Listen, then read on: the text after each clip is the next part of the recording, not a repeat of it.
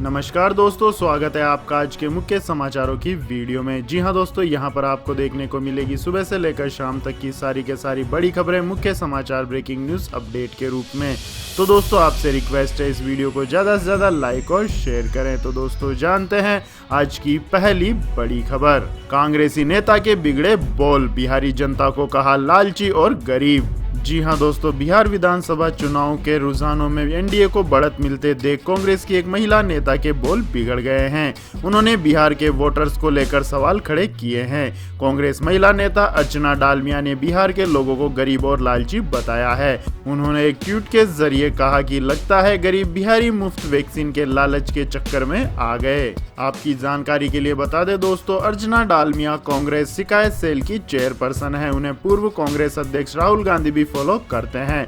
पिछले दिनों अर्चना डालमिया ने अपनी ही पार्टी के बुजुर्ग नेताओं को लेकर विवादित ट्वीट किया था, जिसमें उन्होंने लिखा था कि गांधी परिवार के अलावा कोई कांग्रेस अध्यक्ष देश स्वीकार नहीं करेगा। इसके बाद दोस्तों जानते हैं अगली बड़ी खबर। मध्य प्रदेश उपचुनाव के परिणाम में 15 सीटों पर भाजपा की धमाकेदार जीत, 5 सीटों पर आगे। जी हां दोस्तों, मध्य प्रदेश में 28 विधानसभा सीटों पर हुए उपचुनाव के लिए वोटों की गिनती जारी है, लेकिन रुझानों में साफ हो गया है कि शिवराज सिंह चौहान सत्ता में बने रहेंगे। भाजपा ने 15 सीटों पर जीत दर्ज कर ली और 5 सीटों पर आगे चल रही है। वहीं कांग्रेस के खाते में 1 सीट आई है और 6 पर बढ़त बनाए हुए हैं। आपको बता दें कि मध्य प्रदेश में इससे पहले इतनी सीटों पर कभी भी उपचुनाव नहीं हुए थे। पूर्व केंद्रीय मंत्री ज्योतिरादित्य सिंधिया सहित कांग्रेस के तत्कालीन 22 विधायकों ने कांग्रेस को झटका देते हुए भाजपा का दामन थाम लिया था, जिसके कारण कमलनाथ सरकार गिरी और उपचुनाव की नौबत आई। इन 28 विधानसभा सीटों में से 27 सीटों पर कांग्रेस का कब्जा था। इसके बाद दोस्तों जानते हैं अगली खबर। बीजेपी के भीतर से उठी आवाज, इस बार नीतीश कुमार नहीं हमारी पार्टी का नेता बने सीएम। जी हां दोस्तों, इस बार का बिहार विधानसभा चुनाव कई मायनों में अलग है, लेकिन सबसे जरूरी बात यह है कि अब तक बिहार में जेडीयू और नीतीश कुमार बतौर बड़े भाई की भूमिका में हुआ करते थे, जबकि बीजेपी छोटे भाई की भूमिका में। लेकिन इस बार के चुनावी नतीजों से सब कुछ बदल गया है। इस बार भले ही नीतीश कुमार को बीजेपी ने मुख्यमंत्री पद का उम्मीदवार पहले से घोषित कर रखा था, लेकिन चुनावी नतीजों के सामने आने के साथ ही बीजेपी नेताओं के सुर बदलते नजर आ रहे हैं। बीजेपी के अनुसूचित मोर्चा के अध्यक्ष अजीत चौधरी ने इस बात का दावा किया है कि इस बार बिहार में मुख्यमंत्री का चेहरा बीजेपी से होगा।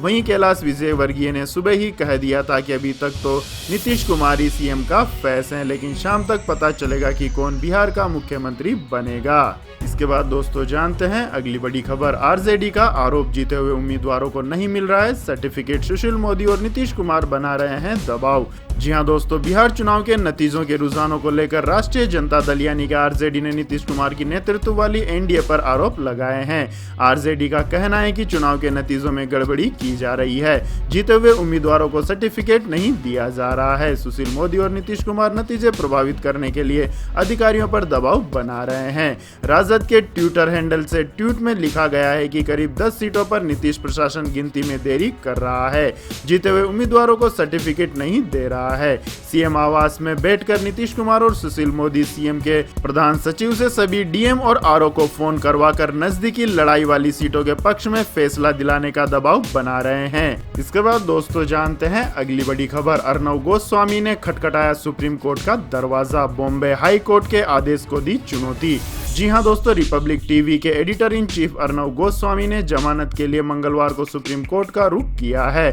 उन्होंने अपनी जमानत के लिए सुप्रीम कोर्ट में याचिका दायर की है। अर्नब गोस्वामी ने बॉम्बे हाई कोर्ट के उस आदेश को सुप्रीम कोर्ट में चुनौती दी है, जिसमें उन्हें 2018 में आत्महत्या के मामले में अंतरिम जमानत देने से इनकार कर दिया था। अर्नब गोस्वामी और 2 अन्यों पर कथित तौर पर 2018 में एक इंटीरियर डिजाइनर और उसकी मां को आत्महत्या के लिए उकसाने का आरोप है। बॉम्बे हाई कोर्ट ने एक दिन पहले सोमवार को अर्नब गोस्वामी को अंतरिम जमानत देने से इनकार करते हुए कहा था कि वो बेल के लिए निचली अदालत में जाए। न्यायमूर्ति एस.एस. शिंदे और न्यायमूर्ति एम.एस. कर्णी की खंडपीठ ने अर्नब गोस्वामी और 2 अन्य आरोपियों फिरोज शेख और नीतीश शारदा की अंतरिम जमानत याचिका खारिज करते हुए कहा था कि मौजूदा मामले में उच्च न्यायालय द्वारा असाधारण अधिकार क्षेत्र के प्रयोग किए जाने का कोई मामला नहीं बनता है। याचिका खारिज होने के चलते अर्नब गोस्वामी को अब तालोजा जेल में ही रहना पड़ेगा। इसके बाद दोस्तों जानते हैं अगली बड़ी खबर। लेकिन दोस्तों अगली खबर जानने से पहले आप लोगों से गुजारिश है कि इस वीडियो में दिखाई गई खबरें अगर आपको पसंद आई हो तो इस वीडियो को लाइक करें, शेयर करें और हमारे चैनल को सब्सक्राइब करें। साथ ही दोस्तों इस वीडियो के अंत में हम आपसे एक सवाल पूछेंगे जिसका जवाब देकर आप बन सकते हैं नॉलेज सम्राट। तो दोस्तों इस वीडियो को अंत तक जरूर देखें। तो दोस्तों जानते हैं अगली बड़ी खबर। दिल्ली में मानक से 20 गुना अधिक बना हुआ है इन दिनों वायु प्रदूषण का स्तर। जी हाँ दोस्तों, राजधानी दिल्ली के लोगों को इन दिनों वायु प्रदूषण के सबसे खराब दौर का सामना करना पड़ रहा है। इस साल की शुरुआत में जहां लॉकडाउन की वजह से प्रदूषण सबसे निम्न स्तर पर पहुंच गया था, वहीं इन दिनों प्रदूषण का स्तर अपने सारे रिकॉर्ड तोड़ रहा है। जब से लॉकडाउन हटाया गया है उसके बाद से प्रदूषण के स्तर में लगातार बढ़ोतरी दर्ज की जा रही है। अक्टूबर माह से ही इसमें बढ़ोतरी दर्ज की जा रही थी और अब प्रदूषण का स्तर अपने मानक से कई गुना अधिक पर पहुंच गया है। ऐसे में लोगों को तमाम तरह की समस्याओं का सामना करना पड़ रहा है। आलम यह हो गया है कि सीनियर सिटीजन्स को ऐसे मौसम में अपने घरों में ही रहने की सलाह दी जा रही है जिससे उनका बचाव हो सके। राजधानी के डॉक्टर्स का कहना है कि इन दिनों राजधानी में एयर क्वालिटी इंडेक्स लगातार 500 और 400 के पैमाने पर चल रहा है। सरकारी आंकड़ों को देखने से पता चलता है कि इनमें बड़े पैमाने पर कमी आती नहीं दिख रही है। धूल के महीन कण फेफड़ों के कैंसर सहित हृदय और श्वास संबंधित बीमारियों का कारण बन रहे हैं और इस महामारी वाले लोगों के लिए एक विशेष जोखिम पैदा कर सकते हैं। इसके बाद दोस्तों जानते हैं अगली बड़ी खबर। भारत में बीते 24 घंटों में सिर्फ 38,074 नए मामले आए सामने, रिकवरी रेट भी बढ़ी। जी हाँ दोस्तों, भारत में पिछले 24 घंटों में सिर्फ 38,074 नए मामले सामने आए हैं। इस दौरान 448 लोगों की मौत हुई है। एक समय भारत में इस महामारी से संक्रमित मरीजों की संख्या प्रतिदिन 90,000 तक पहुंच गई थी, लेकिन सरकार की इस महामारी के खिलाफ जारी जंग का ये परिणाम है कि अब आंकड़े 40,000 से भी नीचे पहुंच गए हैं। इस महामारी के सक्रिय केस भी लगातार कम हो रहे हैं, जो इस समय सिर्फ 5,05,265 रह गए हैं। बीते 24 घंटों में 42,033 लोग इस जानलेवा वायरस को मात दे चुके हैं। अब तक भारत में 79,59,406 लोग इस महामारी को हरा चुके हैं। रिकवरी रेट लगातार बढ़ रही है। भारत में कोरोना की जांच पर विशेष ध्यान दिया जा रहा है। अब तक 10 करोड़ से ज्यादा सैंपलों की जांच हो चुकी है। इसके बाद दोस्तों जानते हैं अगली खबर। भारत चीन सीमा विवाद के बाद पहली बार आमने सामने होंगे मोदी जिनपिंग। जी हाँ दोस्तों, भारत चीन के सैनिकों के बीच पूर्वी लद्दाख के गलवान वैली में हुए हिंसक संघर्ष और पेंगोंग लेक तनाव के बाद भारतीय प्रधानमंत्री नरेंद्र मोदी और चीनी राष्ट्रपति शी जिनपिंग संघाई कोऑपरेशन ऑर्गेनाइजेशन के वर्चुअल सम्मेलन में हिस्सा लेंगे।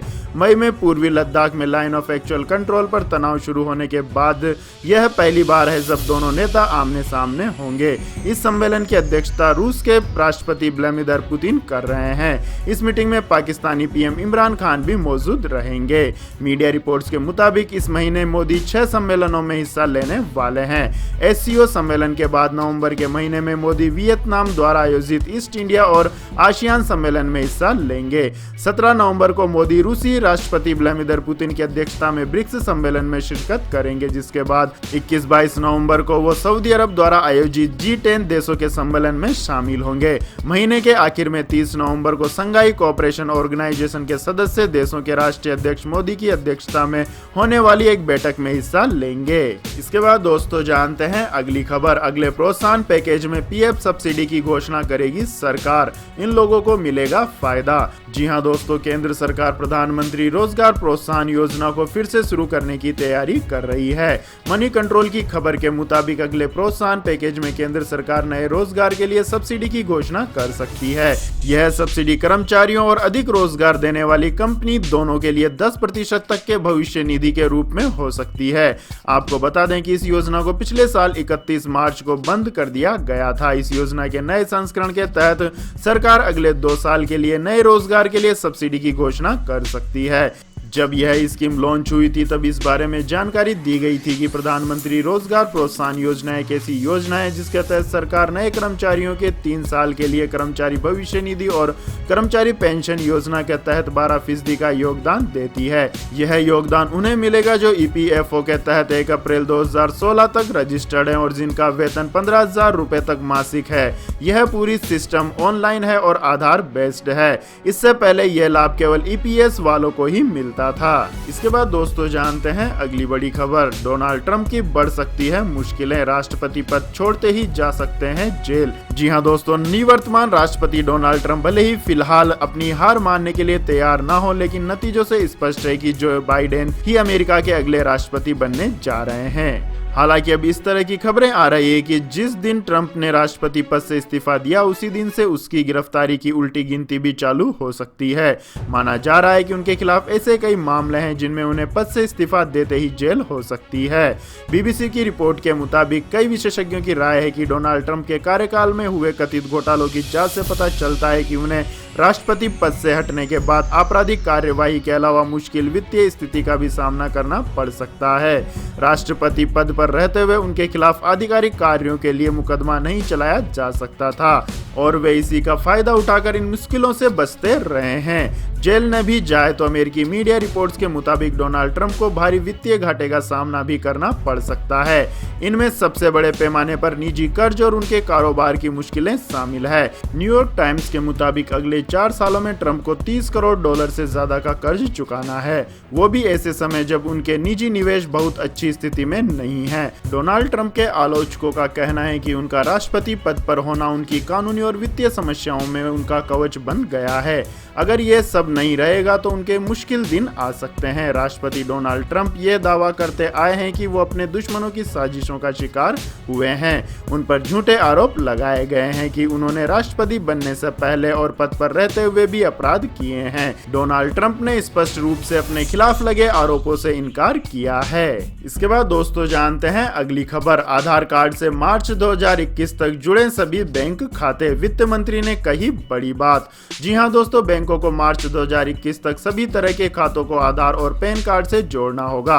वित्त मंत्री निर्मला सीतारमण ने मंगलवार को बैंकों के संघ की बैठक को संबोधित करते हुए यह बात कही। उन्होंने कहा है कि वित्तीय समावेश की कहानी अभी पूरी नहीं हुई है, अभी इसे आगे बढ़ाना बाकी है। कई ऐसे खाते हैं जो अब तक आधार से नहीं जुड़े हैं। भारतीय बैंक संघ की 73वीं सालाना आम बैठक को संबोधित करते हुए निर्मला सीतारमण ने कहा, प्रत्येक खाता 31 मार्च 2021 तक आधार से जुड़ जाना चाहिए और जहां भी जरूरी हो तथा लागू हो पैन से उसे जोड़ा जाना चाहिए। इसके अलावा दोस्तों उन्होंने ये भी कहा है कि बैंकों को डिजिटल भुगतान को प्रोत्साहित और अन्य रूप से किए जाने वाले भुगतानों को हतोत्साहित करना चाहिए। उन्होंने यूपीआई आधारित भुगतान को अपनाने पर भी जोर दिया है। वित्त मंत्री ने कहा है कि यूपीआई हमारे सभी बैंकों में आम बोलचाल के शब्द में होना चाहिए। उन्होंने रुपए कार्ड को भी बढ़ावा देने पर जोर दिया है। निर्मला सीतारमण ने कहा है कि जिसे भी कार्ड की जरूरत हो आप उन्हें केवल रुपए कार्ड ही जारी करें। उन्होंने कहा है कि देश बड़े आकार के बैंकों पर जोर दे रहा है। इसके बाद दोस्तों जानते हैं अगली बड़ी खबर, सोशल मीडिया पर इस वजह से हो रहा है अमेज़न का विरोध, ट्रेंड कर रहा है #बायकॉट अमेज़न। जी हां दोस्तों, सोशल मीडिया पर ई कॉमर्स कंपनी अमेज़न का काफी विरोध हो रहा है। कथित तौर पर हिंदुओं की धार्मिक भावनाओं को आहत करने पर कंपनी के खिलाफ ट्विटर पर #बायकॉट अमेज़न ट्रेंड कर रहा है। हालांकि ये पहली बार नहीं है जब अमेज़न ऑनलाइन इस तरह के बैकलैश का सामना कर रहा है। इस साल की शुरुआत में ई कॉमर्स कंपनी को भारतीय ध्वज के अलावा भगवान गणेश और आध्यात्मिक प्रतीक ओम के चित्रों के साथ डोरमेट और बाथरूम कालीन बेचने के लिए नेटिजन से भारी आलोचना मिली थी। अमेज़न के प्लेटफॉर्म पर कुछ विक्रेता ओम शब्द लिखे डोरमेट बेच रहे हैं। हिंदू धर्म में यह एक पवित्र प्रतीक माना जाता है। इसके अलावा अमेज़न पर सेलर्स देवी देवताओं के चित्र वाले इनरवियर बेच रहे हैं, जिसका भी काफी विरोध हो रहा है। इसके बाद दोस्तों जानते हैं आज के मौसम अपडेट्स। तो दोस्तों आने वाले 24 घंटों के दौरान तटीय आंध्र प्रदेश और चेन्नई समेत तमिलनाडु में हल्की से मध्यम वर्षा के साथ कुछ स्थानों पर भारी बारिश के आसार हैं। वहीं आंतरिक तमिलनाडु के कुछ स्थानों पर हल्की से मध्यम बारिश दर्ज की जाने की संभावना है, जबकि अंडमान व निकोबार द्वीप समूह में मध्यम से भारी बारिश जारी रह सकती है। देश के बाकी हिस्सों में मौसम के कमजोर रहने की संभावना है, जबकि दिल्ली में प्रदूषण अगले 24 से 48 घंटे तक बेहद खतरनाक स्तर पर ही बना रहेगा। इसके बाद दोस्तों रुक करते हैं आज के पेट्रोल और डीजल के दामों का। तो दोस्तों सरकारी तेल कंपनियों ने आज भी जनता को राहत देते हुए पेट्रोल और डीजल की कीमतों में कोई बढ़ोतरी नहीं की है, जिससे देश की राजधानी दिल्ली में 1 लीटर पेट्रोल का भाव 81 रुपए 6 पैसे और 1 लीटर डीजल का भाव 70 रुपए 46 पैसे प्रति लीटर पर अपने पूर्ववर्ती दामों पर ही बना हुआ है। इसके बाद दोस्तों जानते हैं अगली खबर। सोना 662 रुपए और चांदी 1431 रुपए हुई सस्ती। जी हाँ दोस्तों, इस महामारी को लेकर आई अच्छी खबरों के चलते अंतर्राष्ट्रीय स्तर पर सोने की कीमतों में 7 साल की सबसे बड़ी गिरावट आई है। इसी का असर आज घरेलू बाजार पर दिखा है, जिससे दिल्ली सराफा बाजार में 10 ग्राम सोने की कीमतें 662 रुपए तक लुढ़क गई हैं। वहीं 1 किलोग्राम चांदी के भाव में 1431 रुपए की गिरावट आई है। एक्सपर्ट्स का कहना है कि फीसदी के लिहाज से यह सोने में 2013 के बाद की एक दिन में आई सबसे बड़ी गिरावट है। दिल्ली सराफा बाजार में सोने के दाम 662 रुपए गिरकर 50,338 रुपए प्रति 10 ग्राम पर पहुंच गए हैं, जबकि 1 किलोग्राम चांदी के भाव में 1431 रुपए की गिरावट आई है, जिससे चांदी का दाम 62,217 रुपए प्रति किलोग्राम हो गया है। इसके बाद दोस्तों जानते हैं अगली बड़ी खबर। चुनावी नतीजों के बीच शेयर बाजार में बाहर, सेंसेक्स पहली बार 43,000 के पार। जी हाँ दोस्तों, बिहार विधानसभा और उत्तर प्रदेश, मध्य प्रदेश, गुजरात जैसे राज्यों के उपचुनावों की मतगणना जारी है। इसी बीच भारतीय शेयर बाजार की रिकॉर्ड बढ़त के साथ शुरुआत हुई। बीएसई सेंसेक्स ने अपने इतिहास में पहली बार 43,000 का आंकड़ा पार किया है। सुबह 10:48 के आसपास सेंसेक्स 43,000 के आंकड़े को पार कर गया था। आखिरकार कारोबार के अंत में सेंसेक्स 679 अंकों की जबरदस्त तेजी के साथ 43,276.70 की ऐतिहासिक ऊंचाई पर बंद हुआ। इसी तरह एनएसई का निफ्टी 170 अंकों की तेजी के साथ 12,631 की रिकॉर्ड ऊंचाई पर बंद हुआ। वहीं निफ्टी की बात करें तो कारोबार के दौरान यह 12,558.35 के स्तर पर पहुंच गया था। इसके बाद दोस्तों जानते हैं अगली बड़ी खबर। परोपकारी लोगों की लिस्ट में अजीम प्रेमजी सबसे आगे, रोजाना किए 22 करोड़ रुपए दान। जी हाँ दोस्तों, आईटी कंपनी विप्रो के अजीम प्रेमजी परमार्थ कार्यों में बढ़ चढ़कर हिस्सा ले रहे हैं। उन्होंने पिछले वित्तीय वर्ष 2019-20 में परोपकारी कार्यों के लिए हर दिन 22 करोड़ रुपए यानी कुल मिलाकर 7,904 करोड़ रुपए का दान किया है और इस मामलों में सूची में सबसे ऊपर हैं। हारून रिपोर्ट इंडिया और एडेल गिव फाउंडेशन की रिपोर्ट के अनुसार प्रेमजी ने इस मामले में पूर्व में आगे रहे HCL टेक्नोलॉजीज के शिव नाडार को पीछे छोड़ दिया है। नाडार ने 2019-20 में 795 करोड़ रुपए का दान दिया था, जबकि एक साल पहले यह राशि 826 करोड़ रुपए थी। इससे पूर्व वित्तीय वर्ष यानी 18-19 में प्रेमजी ने 426 करोड़ रुपए का दान दिया था। इसके बाद दोस्तों जानते हैं अगली खबर। फटाखा व्यापारियों का दिवाली का उत्साह पड़ा ठंडा, रोक से भारी नुकसान। जी हाँ दोस्तों, दिल्ली में फटाखा जलाने पर पूरी तरह रोक लगाने के बाद व्यापारियों और दुकानदारों की दिवाली धुआं हो गई है। व्यापारियों का कहना है कि उन्होंने लाखों रुपए के फटाखों का स्टॉक दिवाली के लिए रखा था, अब इस पर उन्होंने भारी नुकसान उठाना पड़ेगा। दिल्ली के जामा मस्जिद और सदर बाजार क्षेत्र के फटाखा व्यापारियों को इस बार दिवाली में अच्छी कमाई की उम्मीद थी। उन्होंने दिवाली, छठ पूजा, गुरु पर्व और आने वाली शादियों के मौसम के लिए पूरी तैयारियां कर रखी थी। जामा मस्जिद के एक फटाखा व्यापारी ने कहा है कि पुलिस ने हमें दुकानें खोलने से रोक दिया है। हमने सैकड़ों किलो फटाखे खरीद रखे हैं। ये मौसम विशेष में बिकने वाला उत्पाद है। यदि 1-2 माह में इसे नहीं बेचा गया तो यह बेकार हो जाएगा। व्यापारियों ने बताया कि प्रशासन ने 650 किलो तक फटाखे के लिए अस्थायी लाइसेंस जारी किए थे। हालांकि सामान्य तौर पर वह बाजार में मांग और सुरक्षा को ध्यान में रखते हुए 400 और 500 किलो तक की फटाखे खरीदारी कर रहे थे। इसके बाद दोस्तों जानते हैं अगली बड़ी खबर। मेड इन चाइना के खिलाफ सेंटीमेंट के बावजूद Xiaomi भारत में नंबर 1, सैमसंग को छोड़ा पीछे। जी हाँ दोस्तों, भारत चीन सीमा विवाद और चीनी उत्पादों के बहिष्कार का मोबाइल मार्केट पर कोई खास असर नहीं पड़ा है। भारत में आज भी सबसे ज्यादा लोग चीनी मोबाइल ही खरीद रहे हैं। एक ताजा रिपोर्ट में कहा गया है कि भारत में सबसे ज्यादा चीनी फोन ही बिके हैं। 2020 के तीसरे तिमाही में चीनी मोबाइल कंपनी Xiaomi देश में सबसे ज्यादा हैंडसेट बेचने वाली कंपनी बन गई है। इंटरनेशनल डेटा कॉर्पोरेशन की ताजा रिपोर्ट के मुताबिक चीनी मोबाइल कंपनी Xiaomi ने 2020 के तीसरे क्वार्टर में 13.5 मिलियन यूनिट्स का भारत में शिपमेंट किया है। चीनी मोबाइल निर्माता कंपनी को सितंबर महीने में खत्म होने वाली तिमाही में 7% का इजाफा हुआ है। हालांकि कोरियाई कंपनी सैमसंग को इसी तिमाही में लगभग 38% का सीधा फायदा हुआ है। सैमसंग ने भारत में लगभग 12.1 मिलियन यूनिट्स का शिपमेंट किया है। तो यह थी दोस्तों आज की सभी महत्वपूर्ण बड़ी खबरें। और दोस्तों बारी आती है आज के माइंड क्विज क्वेश्चन की, जिसका जवाब देकर आप बन सकते हैं नॉलेज सम्राट। तो दोस्तों आज का सवाल है, राजस्थान के राज्य पक्षी का नाम क्या है? जी हाँ दोस्तों, अगर आपको इस सवाल का जवाब आता है तो तुरंत कमेंट सेक्शन में लिख दीजिए। इस वीडियो को लाइक कीजिए, शेयर कीजिए, हमारे चैनल को सब्सक्राइब करके बेल आइकन का बटन भी दबा लें। धन्यवाद। जय हिंद, जय भारत, वंदे मातरम।